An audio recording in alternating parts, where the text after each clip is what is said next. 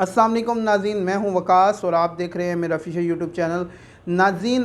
बात करेंगे टीएलपी के धरने की, तहरीक लब्बैक पाकिस्तान के धरने की, इनके लॉन्ग मार्च की, जो कि जेलम के करीब पहुंच चुका है। तकरीबन जेलम करीब पहुंचने वाला है और इस्लामाबाद की तरफ रवां दवां है। तो इसके बारे में बात करेंगे, लेकिन ये है कि इन सारी ख़बरों से पहले मेरे चैनल को सब्सक्राइब करना ना भूलिएगा और साथ लगे बेल आइकन को दबा दीजिए ताकि मेरी हर वीडियो आप तक बर वक्त पहुँचती रहे। नाज़रीन, तहरीक लब्बैक पाकिस्तान ने पिछले जुमे को जो है पिछले जुमे को उन्होंने अपना लॉन्ग मार्च स्टार्ट किया था और ये लॉन्ग मार्च का मुतालबा था कि जी दो ही मुतालबे थे। एक तो ये था कि साद रिजवी को जो है वो रिहा किया जाए और उसके साथ जो भी पार्टी के कारकुन हैं उनको रिहा किया जाए और पार्टी के ख़िलाफ़ जो भी मुकदमात हैं उनको ख़त्म किया जाए। और दूसरा ये उनका जो मुतालबा था, वो मुतालबा यानी पहला मुतालबा वो था कि फ़्रांस के साथ सफ़ारती ताल्लुकात को ख़त्म किए जाएँ और फ़्रांस के सफ़ीर को मुल्क बदर किया जाए। अभी वैसे फ़्रांस के सफ़ीर पाकिस्तान में मौजूद नहीं है, लेकिन ये है कि उन्होंने ये मुतालबा कर रखा है कि फ़्रांस के सफ़ीर को ख़त्म किया जाए, उनकी फ़्रांस से सफ़ारत ख़त्म की जाए। ये असल में मामला ये बना था कि जब पहली दफ़ा ख़ादिम हुसैन रिज़वी जो है पिछले साल 2020 में ख़ादिम हुसैन रिज़वी साहब जो हैं वो जब धरना देने आए थे फैज़ाबाद, तो उस वक्त ये मामला खड़ा हुआ था कि उस दौरान जो है फ्रांस ने जो है वो नबी अकरम सल्लल्लाहु अलैहि वसल्लम के खाके बनाए थे, तौहीन आमेज़ खाके बनाए थे और उनको सरकारी तौर पर जो है वो पब्लिश किया था और सरकारी इमारतों पे जो है उनको लहराया गया था, उनको एडवर्टाइज़ किया गया था, जिसकी वजह से जो है पूरी दुनिया में, इस्लामिक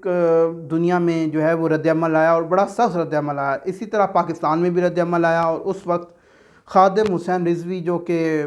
तहरीक लब्बैक के बानी हैं और तहरीक लब्बैक के फाउंडर हैं, उन्होंने इस्लामाबाद में आके फैज़ाबाद वाले जो जंक्शन है इस्लामाबाद और पिंडी का, वहाँ पे उन्होंने धरना दिए रखा और इसी धरने की वजह से वो बीमार हुई है, क्योंकि बारिश थी, सर्दी थी और ये नवंबर की बात है। पिछले दिनों जिस तरह अब ये साल चल रहा है, इसी तरह टाइम था वो तकरीबन ये जो है 20 नवंबर का टाइम होगा, जब 20-21 नवंबर का टाइम था, तो उस वक्त उन्होंने ये धरना दिया था और इस धरने की वजह से उनको बुखार हुआ, टाइफाइड हुआ और उसकी वजह से वो दुनिया से चले गए। फिर उसके बाद अप्रैल में दोबारा जो है वो क्योंकि ख़ादिम हुसैन रिज़वी की वफ़ात के बाद जो है वो कुछ अरसे के लिए सरगर्मियाँ रोक दी गई थी। तहरीक लब्बैक की जो पॉलिटिकल सरगर्मियाँ थी उन्होंने ऐलान किया था कि हम उसको रोक रहे हैं। फिर उसके बाद जब अप्रैल में दोबारा इस मामले को जो है वो उठाया गया और उठाने के बाद जो है अप्रैल में दोबारा जब पूरी दुनिया, पूरे पाकिस्तान में सॉरी जो है वो जब हालात कशीदा होने शुरू हुए, तो कुछ क्या कहते हैं लॉन्ग मार्च शुरू होने से तो कुछ दिन पहले ही साद हुसैन रिज़वी साहब को जो है गिरफ़्तार कर लिया गया, जिसकी वजह से जो है वो और फिर ये कहा गया कि जी लॉन्ग मार्च आप रोक दें, हम एक कमेटी बना रहे हैं, कौमी असम्बली कमेटी बनाएगी और उस कमेटी का फ़ैसला होगा तो हम उसको कबूल करेंगे। तो फिर उसके बाद ना कमेटी बनी और तब से अब तक जो है वो साद रिज़वी साहब जो हैं वो मुसलसल जेल की सुलाहों के पीछे हैं और उन पे कई मुकदमात जो हैं वो चल रहे हैं। कई दफ़ा सुप्रीम कोर्ट उनकी रिहाई का जो है हुक्मनामा जारी कर चुकी है, लेकिन एक दिन जो है हुक्मनामा जारी होता है, दूसरे दिन नया केस आ जाता है और वो कोर्ट में चलना शुरू हो जाता है। इस तरह करते करते तकरीबन 6-7 महीने गुजर गए हैं और अभी कहा यह जा रहा है कि अभी भी जो है वो साद हुसैन रिज़वी साहब जो हैं वो जेल की सलाहों के अंदर हैं और लाहौर के अंदर कोट लखपत जेल जो है वहाँ पे मौजूद हैं। और उसके जो अब ये है कि अभी लॉन्ग मार्च का जो डिसीजन है वो उन्होंने ही, सुनने में आया कि उनकी प्री प्लानिंग थी और उसी वजह से जो है ये लॉन्ग मार्च का भी जो है वो इंदिया दे दिया गया है। और तहरीक लब्बैक पाकिस्तान जो है ये मुसलसल इस्लामाबाद की तरफ गामजन है, लेकिन जेलम के करीब ये पहुंचने वाली है। पहले इनको 2 दिन पहले रोका गया कामुंकी के पास और कोशिश की गई कि जी इनको रोका गया और कहा गया कि जी हम मसाइल आपके हल करेंगे,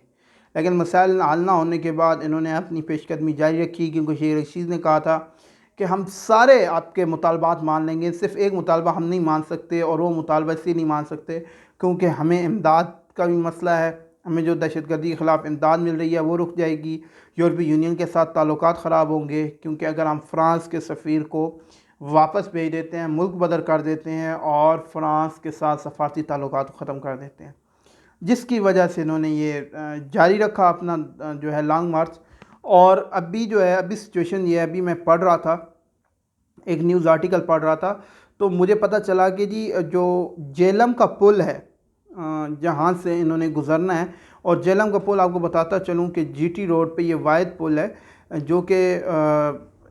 इस्लामाबाद का जो है वो जेलम के बाद के जो शहर हैं वहाँ से जो है ये कनेक्टिंग पुल है,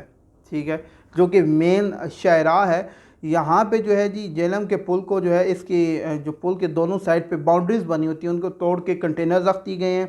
इसके अलावा सीमेंट की दीवारें बना दी गई हैं ताकि यहाँ से तमाम मुज़ाहिरीन को रोका जा सके। और ये पहली दफ़ा हुआ है, इतने सख्त इक़दाम हुकूमत इतने सख्त इक़दाम की कोशिश कर रही है ताकि जो है जितनी कोशिश हो सके लॉन्ग मार्च के शुरका को जो है वो यहाँ तक रोका जा सके, यहाँ तक कंजस्टेड किया जा सके और ये इस्लामाबाद की तरफ ना बढ़ने पाएँ। जबकि इस्लामाबाद को मुकम्मल तौर पर सील कर दिया गया है।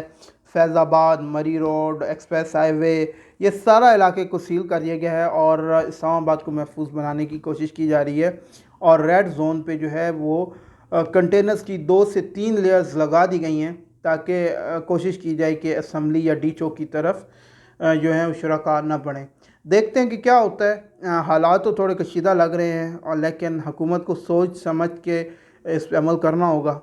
उम्मीद करते हैं कि मुल्क के हालात बेहतर हो जाएंगे और मुल्क अपनी सही डगर पे चल पड़ेगा। अगली वीडियो तक के लिए इजाज़त दीजिए। अल्लाह ने के पास।